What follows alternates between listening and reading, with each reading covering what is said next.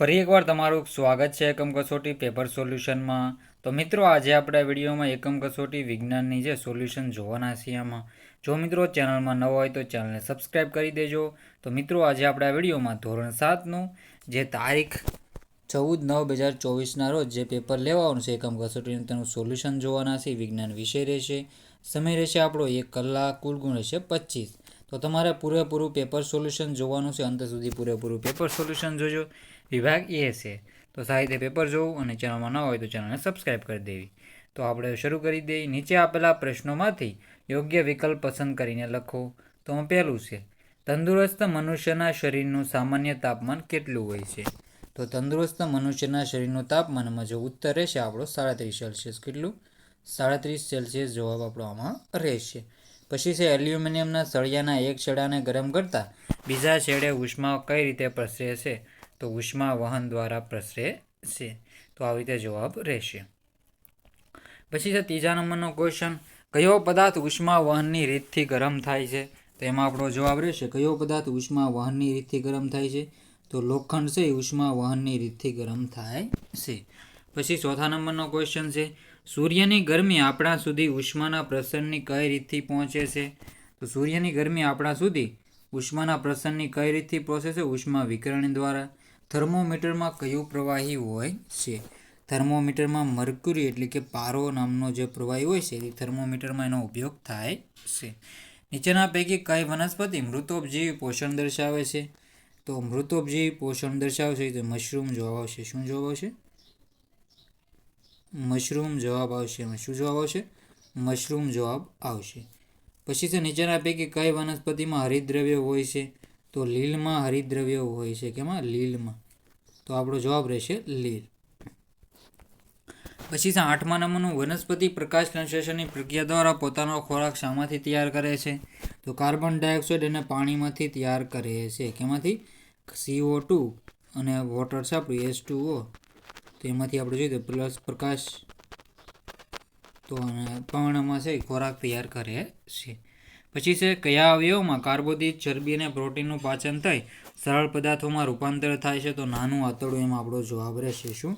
નાનું આંતરડું છે એમ આપણો જવાબ રહેશે। પછી છે જીભનું ટેરવું કયો સ્વાદ જલ્દી પારખે છે?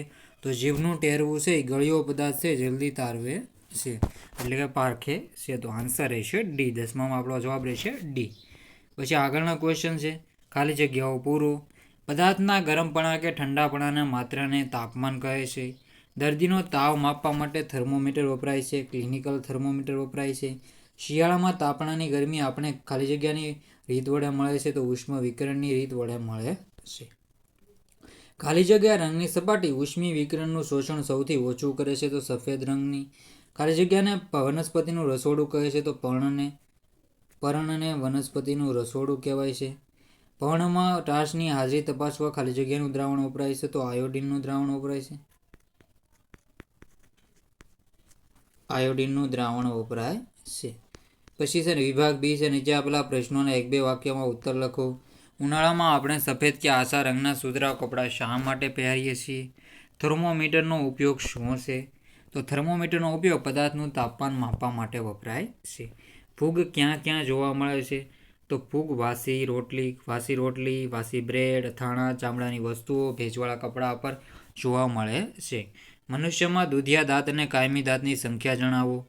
તો મનુષ્યમાં બાલ્ય અવસ્થામાં દૂધિયા દાંત 20 અને પુખ્ત અવસ્થામાં કાયમી દાંત 32 હોય છે। જઠરમાં આવતા હાઇડ્રોક્લોરિક એસિડનું કાર્ય શું છે? તો જઠરમાં આવતો હાઇડ્રોક્લોરિક એસિડ ખોરાક સાથે આવેલા બેક્ટેરિયાનો નાશ કરે છે, જઠરમાં એસિડિક માધ્યમ પૂરું પાડે છે અને પાચક રસોને સક્રિય બનાવે છે। નીચેના આપેલા પ્રશ્નોના માગ્યા મુજબ ઉત્તર લખો। પ્રવાહી પદાર્થોમાં થતું ઉષ્માનયન સમજાવો। તો સાહિત્ય તમારે પોઝ કરીને વાંચી લેજો। ચેનલમાં ન હોય તો ચેનલને સબસ્ક્રાઈબ કરી દેજો।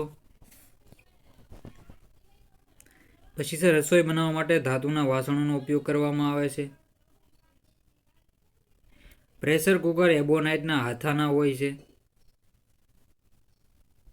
વનસ્પતિમાં ખોરાક બનાવવા માટેનો કાચો માલ પર્ણ સુધી કેવી રીતે પહોંચે છે? પછી છે નાના આંતરડાના પોષક દ્રવ્યોનું શોષણ સમજાવો। તો આ સાહિત્ય મિત્રોના જવાબ જોઈ લેવા અને યકૃત અને સ્વાદુપિંડ વિશે નોંધ લખો. તો આન્સર સાહિત્યનો જોઈ લેવાનો રહેશે, તમારે પોઝ કરીને વાંચી લેજો. તો યકૃત તે જઠરની જમણી બાજુએ ઉપરના ભાગે આવેલી ગ્રંથિ છે. તે શરીરની સૌથી મોટી ગ્રંથિ છે. તે લાલાશ પડતા બદામી રંગની છે. તે પિત્તરસનો સ્ત્રાવ કરે છે, જે પિત્તાશય નામની યકૃતની નીચે આવેલી કોથળીમાં સંગ્રહ થાય છે. પિત્તરસ નાના આંતરડામાં ચરબીના પાચનમાં મદદરૂપ થાય છે. સ્વાદુપિંડ તે જઠરની નીચે આવેલી છે. તે પર્ણ આકારની આછા બદામી રંગની ગ્રંથિ છે. તે સ્વાદુરસનો સ્ત્રાવ કરે છે. સ્વાદુરસમાં નાના આંતરડામાં કાર્બોદિત, ચરબી અને પ્રોટીનના પાચનમાં ઉપયોગી પાચક રસ છે. પછી તે નીચે આપેલા પ્રશ્નોના સવિસ્તાર ઉત્તર લખો. ક્લિનિકલ થર્મોમીટરની આકૃતિ દોરી તેની રચના અને કાર્ય સમજાવો. તો એનો આન્સર આવી રીતે રહેશે. સાહિત્ય તમારે પોઝ કરીને મિત્રોને વાંચી લેવાનું રહેશે. એનું કાર્ય છે આ થાય તાને પણ જોઈ લેવું. ટૂંક નોંધ લખો. મૃતોપજીવી વનસ્પતિ વિશે ટૂંક નોંધ લખવાની છે. ઈષ્ટ એકકોષી ફૂગ છે. હાથો લાવવામાં ખોરાકમાં મદદરૂપ થાય છે. તો ઈષ્ટ વિશેની માહિતી સાહિત્ય જોઈ લેજો. પોષણની દ્રષ્ટિએ સજીવોના મુખ્ય 2 પ્રકાર જણાવી દરેક વિશે ટૂંકમાં સમજાવો. તો સ્વાવલંબી અને પરાવલંબી સજીવો.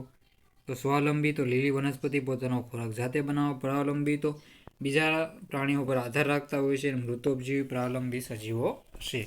તો ના જવાબ આવી રીતે સાહિત્ય મિત્રો જોઈ લેજો. ચેનલમાં નવા હોય તો ચેનલને સબસ્ક્રાઈબ કરી લેજો. પછી છે ઘાસ ખાનારા પ્રાણીઓમાં વાગોળવાની ક્રિયા સમજાવો. તો લાસ્ટ ક્વેશ્ચન છે સાહિત્ય મિત્રો પોઝ કરીને વાંચી લેજો. ચેનલમાં નવા હોય તો ચેનલને સબસ્ક્રાઈબ કરી દેજો. તો મિત્રો વિડીયોને એન્ડ કરીએ છીએ. જય હિન્દ, જય ભારત.